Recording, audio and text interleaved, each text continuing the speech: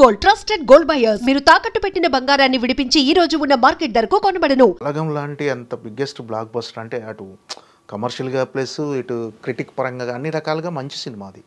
So మీకు అనుకున్నంత ఆఫర్లు రాలేదా ఆ సినిమా తర్వాత? ఎందుకనంటే మీరు చాలా చూజీగా ఉన్నారా? లేదండి, పాయింట్ ఏంటంటే నెంబర్ ఆఫ్ క్యారెక్టర్స్. ఇప్పుడు నేను గడ్డం ఉన్నాను, ఒక మూవీకి ఉన్నాను, 9 సినిమాలు మిస్ అయ్యాయి. ఇప్పుడు ఓకే, నాకు కొందరికి గడ్డం తీయాలి. ఇప్పుడు నేను మెయిన్ విలన్గా 3 సినిమాలు చేశాను. ఇప్పుడు మొత్తం ఒక 12 సినిమాలు ఒప్పుకున్నాను. ఓకే, బట్ ఇప్పుడు నేను ఫౌజీ అండ్ పెద్ది చేస్తున్నాను. ఫౌజీ ఒక 1 year 1.5 year ప్రాజెక్ట్ అది. వాళ్ళు చెప్పిన డేట్కి ఖచ్చితంగా అనేక technical issues, weather issues, dates issues తో పోస్ట్పోన్ ఒక 6 నెలలు 3 నెలలు పెరుగుతుంది. ఈ టైంలో నా కోసం ఒక వ్యక్తి 8 నుంచి వెయిట్ చేసేసి ఓ సినిమా వేరే అతను వెళ్ళాను. నన్ను చూస్ చేసుకుని రాసినది. సో అట్లా మిస్ అయినవి చాలా ఉన్నాయి. కానీ ఐఎమ్ షూర్ ఇంతవరకు నాకు బలగం సినిమా నుంచి ఒక మూవీ రాలే.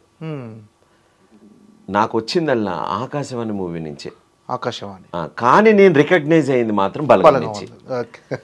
పబ్లిక్ జనాలకి తెలిసింది బలగం నుంచే. There is no doubt. That's why I'm very very thankful to Dil Raju garu. ఆ బ్యానర్ని చూసి నేను వెళ్ళినా, ఆ బ్యానర్ నేను చూసినందుకు, ఆ బ్యానర్ నేను నమ్మినందుకు ఆ బ్యానర్ నాకు ఇచ్చింది. So always I'm thankful to the Dil Raju గారు. బికాస్ ఆ బ్యానర్ కాకుండా వేరే అదే కథ అదే డైరెక్టర్ పడితే నేను వెళ్ళేవాడిని కాదు. వేరే ప్రొడ్యూసర్ కూడా దాన్ని జడ్జ్ చేయలేదు, నేను వెళ్ళేవాడిని కాదు అది.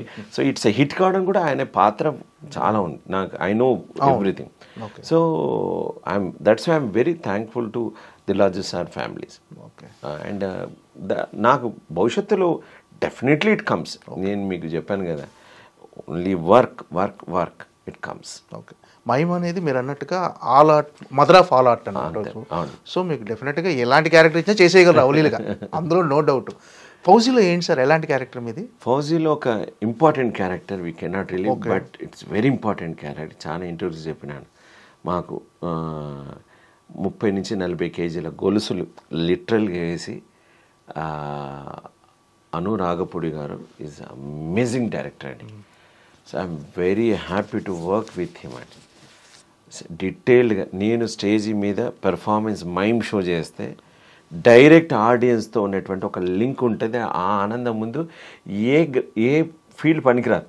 ఆ చప్పట్లకు అలవాటు పడిన వ్యక్తికి అదే ఫీలింగ్ నాకు ఈ ఫౌజీ మూవీ ఇస్తుంది. ఈ అను రాఘపూడి గారి దర్శకత్వంలో చేస్తున్నటువంటి ఆ మూవీ సెట్లోకి నేను వెళ్ళినప్పుడు ఆ ఫీలింగ్ కలుగుతుంది.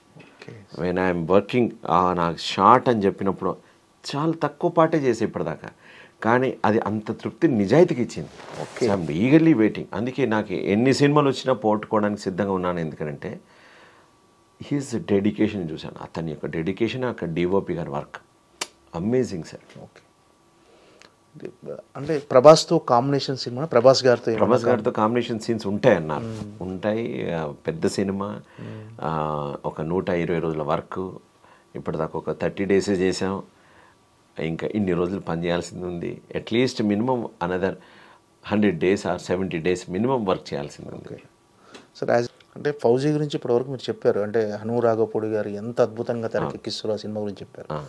అది ఎలాంటి సెన్సేషన్స్ క్రియేట్ చేయబోదని ఎక్స్పెక్ట్ చేస్తున్నారు? నేను ఇప్పటిదాకా సినిమాలు ఏ విధంగా చూసాను, చరిత్ర తిరగ రాస్తుందండి. ఓకే, ఇలాంటి డైలాగ్స్ మామూలుగా ప్రతి ఒక్కరూ సినిమాలు చెప్తారు. నా ఇన్నర్ కాన్షియస్ చెప్తాను. ఇది నేను ఒక ఆర్టిస్ట్గా చెప్తున్నాను. మా శ్రమ మామూలు శ్రమ, ఆయన విజువలైజేషన్కి పీక్కి వెళ్తుంది, మామూలు పీక్ కాదు. సో మనం చరిత్రలో పుస్తకాల్లో కొన్ని సంఘటనలు రాసుకొని చదివినప్పుడు కొన్ని కళ్ళకు కనబడతాయి కండి. అలాంటి కళ్ళకు కనబడేటువంటి సంఘటనలు ఈ సినిమాలో చూసినప్పుడు ఒక ట్రాన్స్లోకి వెళ్తాం. అలాంటి ఫీలింగ్ అయితే ఈ సినిమా ద్వారా కలుగుతుందండి. అండ్ చాలామంది ఉత్సాహంతో ఉన్నారు ఆ సినిమా చేయడానికి. ఎన్ని డేట్స్ అయినా పర్వాలేదు, ఖాళీగా ఉన్నా పర్వాలేదు, కానీ ఈ సినిమా చేయాలి అని ఆ థాట్ తోటి ఉన్నారండి. So that is enough. ఒక డైరెక్టర్ ఇంకా సినిమానే పూర్తి కాలేదు అండ్ ఏం కాకముందే ఆయనతో చెయ్యాలి అనేటువంటి భావన క్రియేట్ కావడం ఇట్స్ నాట్ జోక్ అండి. దట్ నా నా పర్సనల్ ఒపీనియన్ చెప్తున్నాను. ఒక చిన్న ఒక సెట్లో ఒక పిక్చర్ చూశానండి, ఒక చిన్న ఇన్సిడెంట్ చూశాను.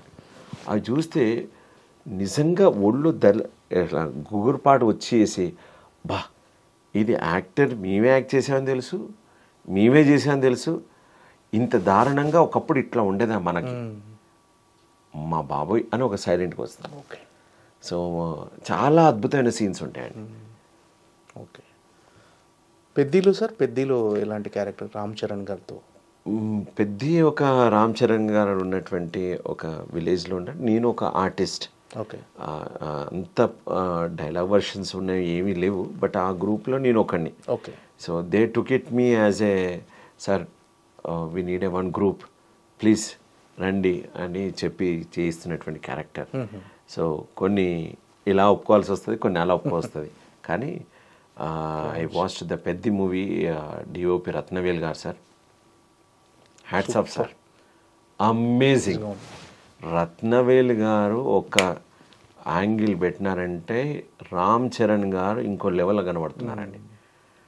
సో మీరు you will see Ram Charan గారిని హీరోయిజంలో మాస్ మసాలా లోపల అనేక ట్రెండింగ్లో కనబడుతున్నాయి కదా, అవన్నీ దర్శకుడు ప్లస్ రత్నవేల్ గారు కాంబినేషన్లో, ఏఆర్ రెహమాన్ గారు మ్యూజిక్ లోపల ఎంటర్టైన్మెంట్ ఫీజులు ఓడడానికి అది వేరే జోన్. అది మన గ్లిమ్స్ అదిరిపోయింది కదా, గ్లిమ్స్ వచ్చింది అసలు మామూలు కదండి అది.